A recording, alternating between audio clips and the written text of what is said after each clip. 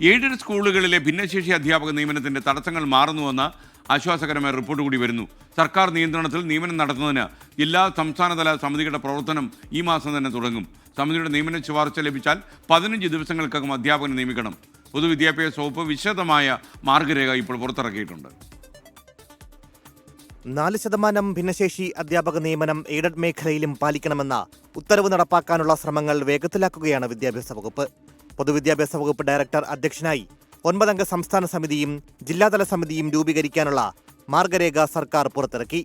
Primary high school വിഭാഗങ്ങൾക്കായി വിദ്യാഭ്യാസ ഉപഡയറക്ടർ കൺവീനറായി 3 അംഗ സമിതി പ്രവർത്തിക്കും.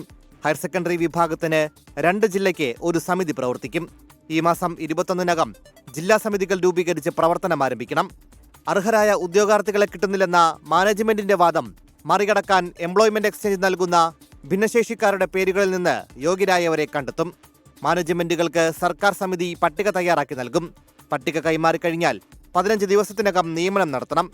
യോഗ്യരായ ഉദ്യോഗാർത്ഥികൾ തിരഞ്ഞെടുത്ത് റാങ്ക് ലിസ്റ്റ് തയ്യാറാക്കി അതിൽ നിന്നും സമന്വയ പോർട്ടൽ വഴി വേണം നിയമനത്തിന് സമിതി ശുപാർശ ചെയ്യേണ്ടതെന്നും മാർഗരേഖയിൽ വിശദീകരിക്കുന്നു. 24 തിരുവനന്തപുരം.